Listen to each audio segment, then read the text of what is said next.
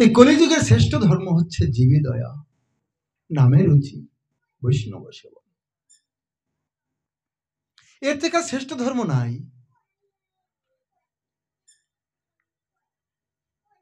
শ্রীমদ্ ভাগবতমে প্রথম স্কন্ধে আমরা দেখতে পাই মহারাজ পরীক্ষিত এবং কলির দণ্ড।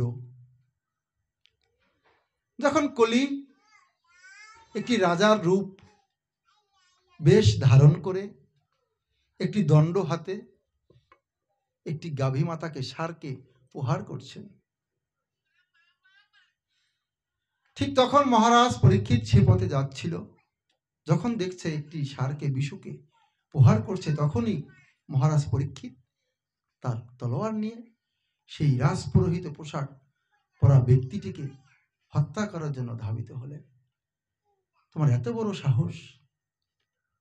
আমি এখনো এই রাজ্যের রাজা। আমি কার বংশধর জানো? আমি পরমেশ্বর ভগবান শ্রীকৃষ্ণের শুদ্ধ ভক্ত অর্জুনের বংশধর। এখনো আমি জীবিত আছি, আর আমি থাকতে তুমি গোবিন্দের প্রিয় এই গাভীকে প্রহার করছো, বলছে মহারাজ। তাহলে আমি কোথায় যাব? আমাকে এমন একটি জায়গা দিন, আপনি তো রাজা, এই রাজ্যের অধীশ্বর, এই রাজ্যে সকলেই আপনার সন্তান, আমি কলি। তাহলে আপনি আমাকে এমন একটা স্থান দিন আমি যেখানে নির্ভয়ে বসবাস করতে পারি।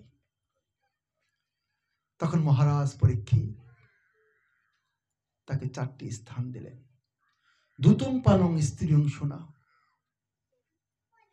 এই 4টি কলি, এই স্থানে 4টি স্থানে কলি বসবাস করছে। পাপের সহচর কলি এই 4টি স্থানে যে অবস্থান করে, সে কলির মধ্যে অবস্থান করে। আর কলির মধ্যে অবস্থান করলে তার ভগবত ভক্তির বিশাল বাধা। কি? দুতং পানং স্ত্রীং সোনা। দুত ক্রিয়া, তাস, পাশা, জুয়া খেলা যাবে না।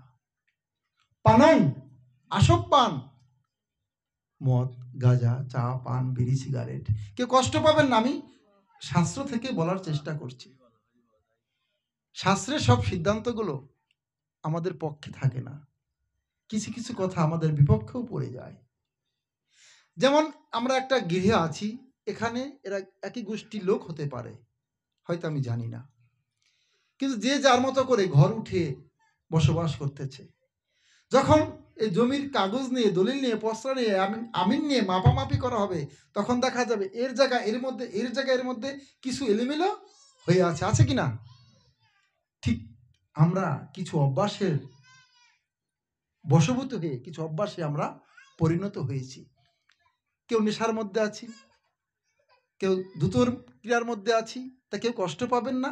শাস্ত্রের সিদ্ধান্তগুলো আমাদের জানা উচিত, তারপরে জানলে তো মানার চেষ্টা করব। কাউকে কষ্ট দেওয়া আমার উদ্দেশ্য না। আমরা কি শুনতে এসেছি?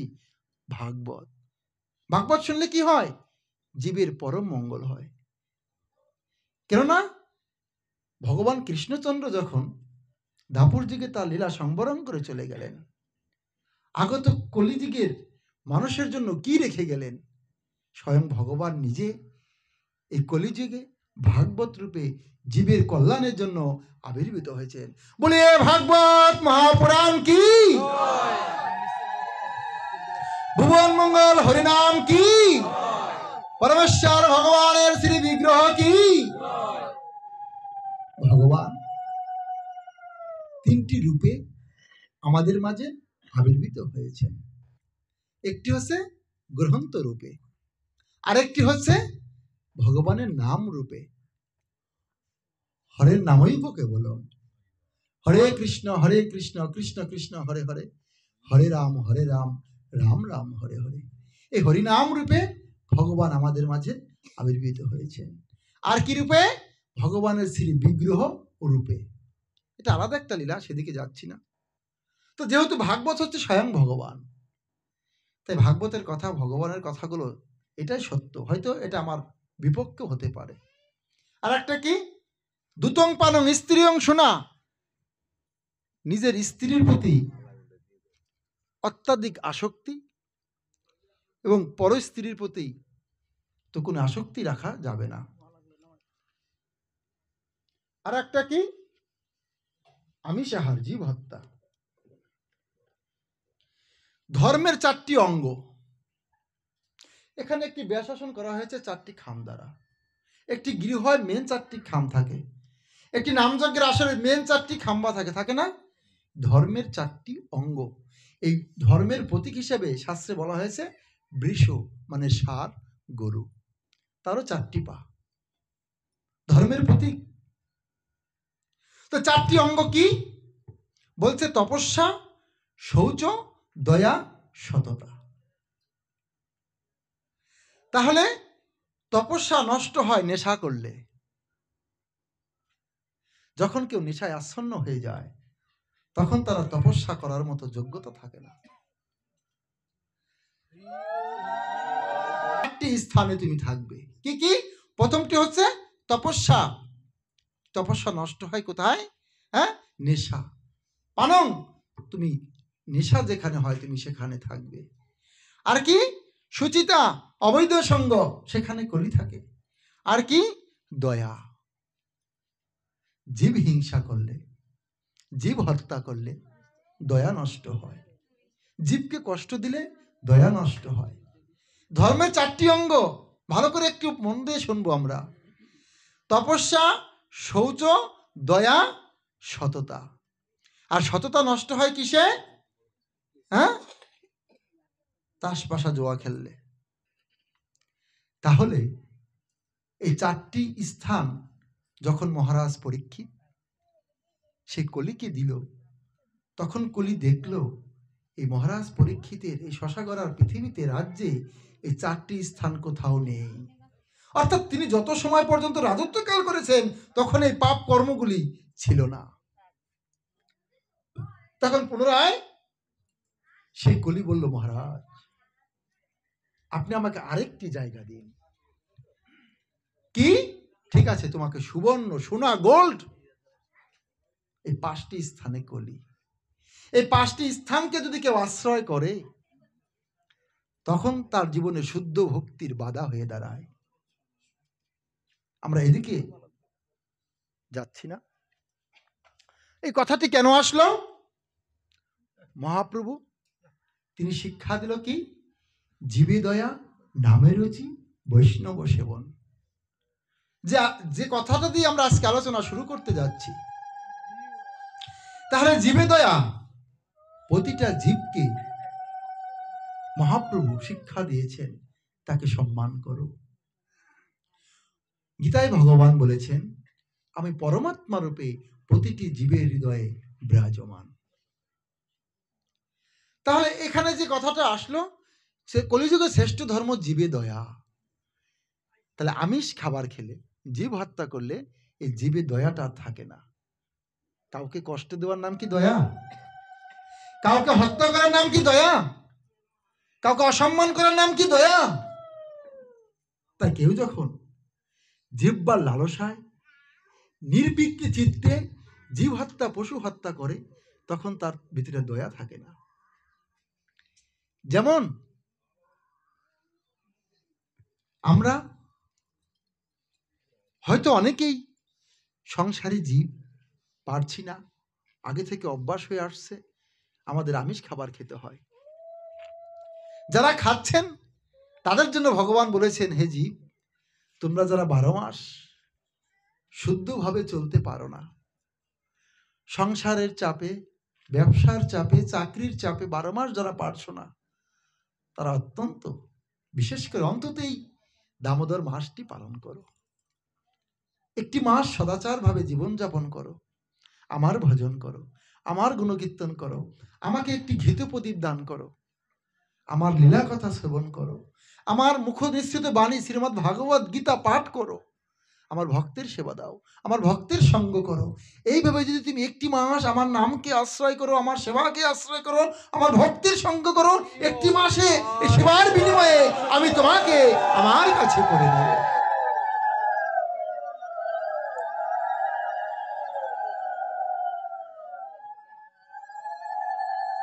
কেননা এই মাসটি ভগবানের অত্যন্ত প্রিয় মাস। অন্যান্য মাসে একমালা হরিনাম করলে যে কৃপা হয়, এই মাসে একমালা জপ করলে তার শতগুণ ফল লাভ হয়। অনেক দয়ার মাস। ভগবান এই মাসে প্রেম ভক্তি একেবারে ঢেলে দিয়েছে, তোমরা যে যত পারো লুটিয়ে নাও গো। এই মাস সামনের বছর আমার ভাগ্যে আসতেও পারে, নাও পারে। কেন নেবে? শাস্ত্র কি বলছে? আহার নিদ্রা ভয় মৈথুন, পশুর মধ্যে আছে চারটি গুণ। আহার নিদ্রা ভয় মৈথুন, পশুর মধ্যে আছে চারটি গুণ। কোনো মানুষ যখন শুধুমাত্র আহার নিদ্রা ভয় মৈথুনের মধ্যে সীমাবদ্ধ থাকে, তার মধ্যে আর পশুর মধ্যে কোনো পার্থক্য থাকে না। কেমন? আহার, আহার মানে কি? খাওয়া, ভোজন করা। পশুরাও খায়, মানুষও খায়। নিদ্রা, একটু পরে আমরাও ঘুমিয়ে যাব, এখানে পশু পাখি যা আছে ওরাও ঘুমিয়ে যাবে। নিদ্রা। ভয়, ভয়টা কি? আমরা ঘরের ভিতরে কেসি গিয়ে ডাসা দিয়ে ঘুমাই, পশুরাও তাদের নির্দিষ্ট গুহার মধ্যে ঘুমায়। মৈথুন, আমাদেরও সন্তান হয়, আমরাও স্ত্রী সঙ্গ করি, পশুদেরও সন্তান হয়, ওরাও স্ত্রী সঙ্গ করে। তাহলে কি একটু আমরা কথাগুলো একটু বুদ্ধিমত্তার সাথে একটু বিবেচনা করব। আহার নিদ্রা ভয় মৈথুন, পশুর মধ্যে আছে চারটি গুণ, মানুষের মধ্যেও আছে চারটি গুণ। তাহলে মানুষের একটু বেশি কি থাকা দরকার? ধর্মহীনা মানুষই পশুবি সমানা। যিনি ধর্ম করেন না, ধর্মকে আশ্রয় করেন না, সে মানুষ পশুর সমান। আমাদের ধর্ম করতে হবে। ধর্ম কি? সাধুগুরু বৈষ্ণবের মুখ থেকে শুনতে হবে আমি কিভাবে চলতে পারি, আমি কোন পথে হাঁটলে আমি গোবিন্দকে পেতে পারি।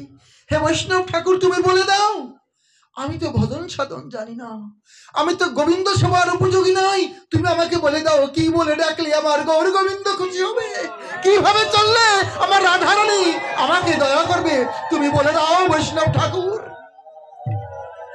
রাধে রাধে, তুমি বলে দাও। হরিবল যদি বলতে পারো, দুটি বাহু তুলে ভক্তের চরণ ধরে যদি অঙ্গে ধারণ করতে পারো, শুদ্ধ ভক্তকে যদি আলিঙ্গন করতে পারো, ভক্তের কৃপায় হরিবল হরিবল বলতে বলতে তুমি ভব নদী পার হয়ে যাবে। পরপারের সম্বল হরিবল হরিবল।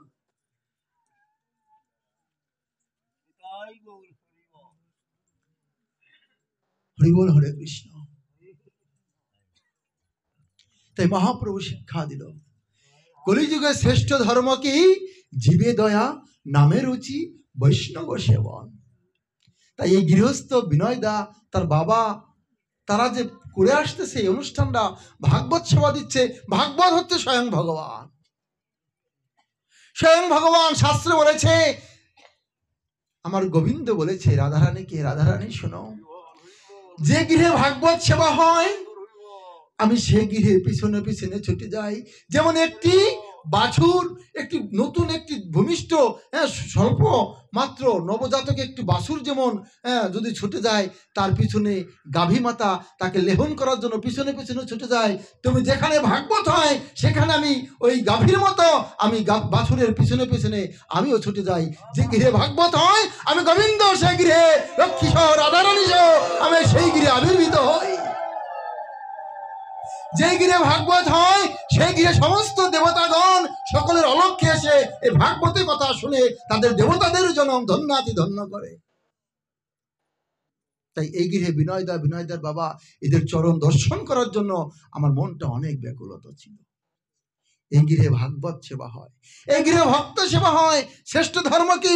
মহাপ্রভু শিক্ষা দিয়ে গেল, প্রথম ধর্ম হচ্ছে জীবে দয়া। ওমা, যেমন কর্ম তেমন ফল, যেমন কর্ম তেমন ফল। শ্রীমদ্ ভাগবতমে পঞ্চম স্কন্ধ স্পষ্ট ঘোষণা করেছে 28টি নরকের বর্ণনা। আজকের আলোচনার বিষয়টা এটি নয়, অন্য বিষয় আলোচনা রাখার ইচ্ছা কিন্তু প্রসঙ্গক্রমে এসে গিয়েছে। যদি সময় দেন আলোচনা চলবে, বিরক্ত হলে আমাকে একটু বলবেন, আমি বন্ধ করে দেব। প্রথম শর্তটি হচ্ছে জীবে দয়া। যদি আপনাকে কেউ অসম্মান করে, কেউ আপনাকে কষ্ট দেয়, আপনার কাছে কেমন লাগবে? আপনি গায়ে একটু দুর্বল আছেন, রোগা আছেন, পয়সার দিকে একটু দরিদ্র আছেন, কোনো শক্তিশালী কোনো ধনুর্ধন ব্যক্তি যদি জোর করে আপনার জায়গাটা ছিনিয়ে নেয়, কেমন লাগবে? কোনো ধনী ব্যক্তি যদি এসে আপনার জায়গা নেওয়ার জন্য আপনাকে একটা কোপ দেয়, কেমন লাগবে? কষ্ট লাগবে না? তদ্রূপ ওই ধনী লোভী ব্যক্তি তার লোভের বশবর্তী হয়ে যেমন আপনার জায়গাটা দখল করে নেবে, তেমনি আমরা যারা জিহ্বার লালসায় নিরহ প্রাণীকে বধ করি, ওদেরও কষ্ট হয়। মনুসংহিতায় বলা হয়েছে মাংস শব্দের অর্থ কি? মাং অর্থ আমাকে, সত্য সেও। যেমন কর্ম তেমন ফল। আমি এই জন্মে যাহার মাংস খাইব, পরবর্তী জন্মে সেও আমার মাংস খাবে। ইহাই হচ্ছে মাংসের মাংসত্ব। মহাপ্রভু শিক্ষা দিয়ে গেল, প্রথম ধর্ম করতে গেলে তিনটি: জীবে দয়া, নামে রুচি, বৈষ্ণব সেবন। যখন তুমি প্রতিটা জীবকে দয়া করবে, বলছে প্রত্যেকটা জীবের হৃদয়ে ভগবান আছে, প্রত্যেকটা জীবকে বিষ্ণু জ্ঞানে, ভগবান জ্ঞানে, ভগবানের ভক্তি জ্ঞানে তাকে সম্মান করো, প্রত্যেকটা জীবকে তুমি ভালোবাসো। মহাপ্রভুর এটাই শিক্ষা। একেবারে ক্ষুদ্র পিপিলিকা থেকে মস্ত হাতি পর্যন্ত প্রত্যেকটা জীবের হৃদয়ে পরমাত্মা রূপে ভগবান বিরাজমান। তাই নিজের জিহ্বার লালসায় যে ইতি উতি ধায়, কৃষ্ণধন পরায়ণ কৃষ্ণ নাহি পায়। আমরা শুধু মুখ দিয়ে বলি গোবিন্দ তোমাকে চাই, গোবিন্দ তোমাকে চাই। গোবিন্দকে পাওয়া এত সহজ নয়। কৃপা করে পাওয়া, তার নাম কৃপা। করব না, পেতে চাই, এটা কেমন গো? কিছু করলে তো কিছু পাওয়া যায়। তাই ভগবানকে পেতে গেলে, ভগবানের কৃপা লাভ করতে গেলে কলিযুগের শ্রেষ্ঠ ধর্ম হচ্ছে, প্রথমটা হচ্ছে জীবে দয়া। আর যখন জীবকে দয়া করতে পারবো, প্রত্যেকটা জীবকে সম্মান করতে পারবো, প্রত্যেকটা জীবকে ভালোবাসতে পারবো, তখনই আমার হরি নামে রুচি হবে।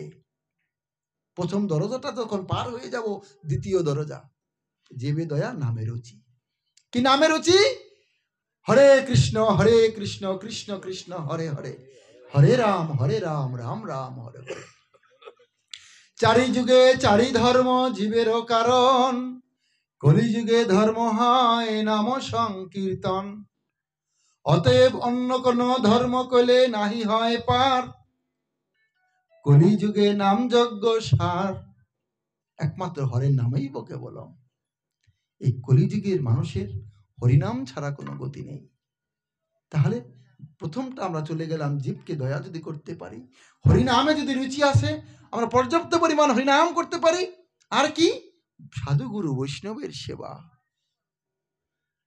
প্রত্যেকটা গৃহস্থ মানুষের কর্তব্য, বছরে একবার দুবার যেমন সমর্থ আছে, 1 জন 5 জন 10 জন 50 জন 1000 জন যেমন সমর্থ আছে, তার গৃহে অন্তত একটু বৈষ্ণবের সেবা। ও মা, ও বাবা, ভগবান তো অনেক দূরে গো, ভগবানের সামনে দিয়েছি।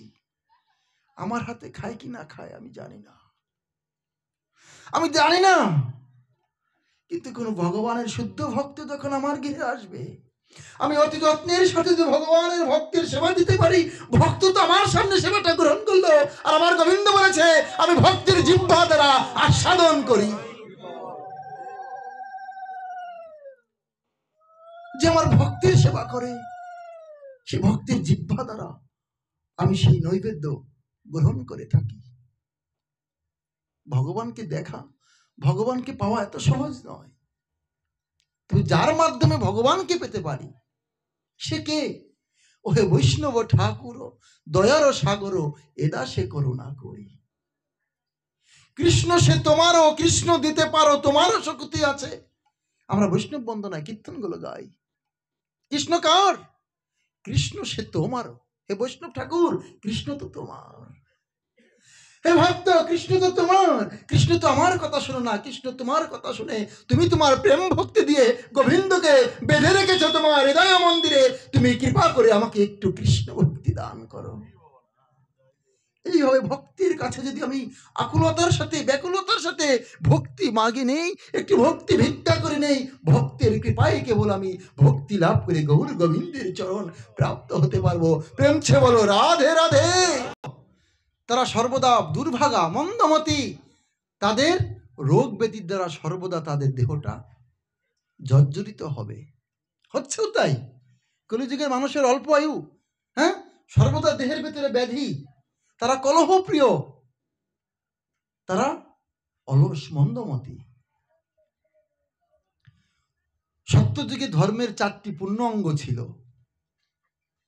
কিন্তু কালের প্রভাবে সত্য তেতা দাপরগুলি ধাপে ধাপে একটি একটি করে ধর্ম কমে গিয়ে এখন একটি পায়ের উপরে কলিযুগে ধর্ম দাঁড়িয়ে আছে। 4টি কি ছিল আমরা আলোচনা করেছি? তপস্যা, সুচিতা, দয়া, সততা। এই পূর্ণরূপে সত্যযুগে ধর্ম ছিল, তেতা যুগে 1 পাও নষ্ট হয়ে গেল, দাপর যুগে 2 পাও, কলিযুগে এখন 1 পায়ের উপরে ধর্ম দাঁড়িয়ে আছে। পরমেশ্বর ভগবান শ্রী হরির প্রিয় ভক্ত শ্রী নারদ, আমার গুরু মহারাজ যখন আমাকে দিব্য জ্ঞান দান করেন, দীক্ষা দান করেন, সেখানে লিখে দিয়েছিল একটি কাগজে, তোমার আহার হরিনাম।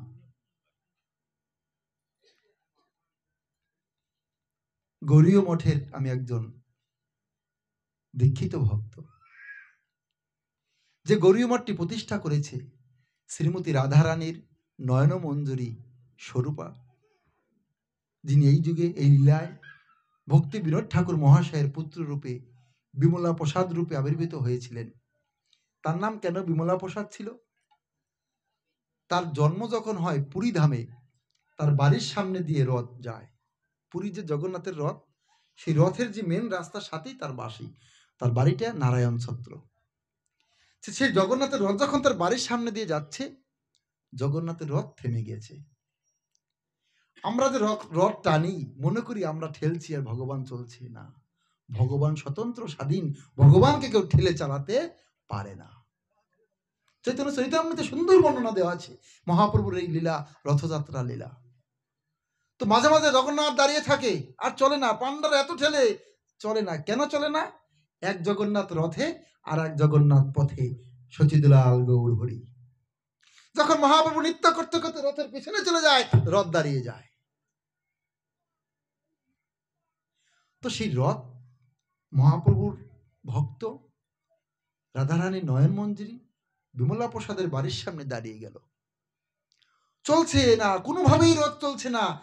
ভেতর থেকে মা বিমলা প্রসাদকে, সেই শিশু সন্তানটিকে যখন জগন্নাথের রথের সামনে নিয়ে আসলো, প্রণাম করলো, ভক্তি করলো, আরতি করলো, অটোমেটিক জগন্নাথের গলা থেকে একটি পুষ্পমালা সেই শিশু সন্তানের গলায় পড়ে গেল।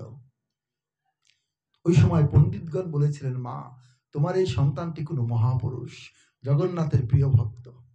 তিনি পৈতা নিয়ে জন্মগ্রহণ করেছিলেন, সুতার পৈতা না, রগের পৈতা, পৈতা সহ জন্মগ্রহণ করেছিলেন। তিনি কেন এসেছেন? ব্রহ্মাণ্ড তাড়িতে তাড়িতে ধরে শক্তি, একজন বৈষ্ণব একজন ব্রহ্মাণ্ডকে উদ্ধার করতে পারে।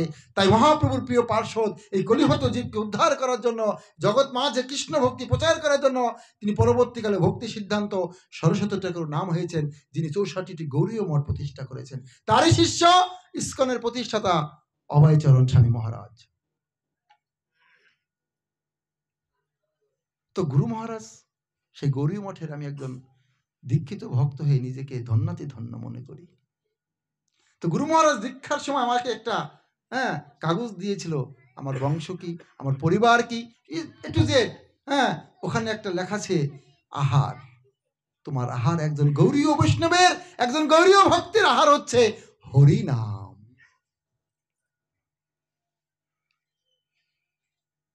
তাই নারদ মুনি হচ্ছেন সেই গৌরের, সেই কৃষ্ণের একজন শুদ্ধ ভক্ত। নারদের আহারও একমাত্র হরিনাম। তাই নারদ কি করলো? কৃষ্ণ কথা শোনার লালসায়, হরি কথা শোনার লালসায় এই মর্ত সংসারে ঘুরে বেড়াতে লাগলো। যেমন আপনারা ছুটে এসেছেন কৃষ্ণ কথা, হরি কথা শ্রবণের লালসায়। নারদ মুনি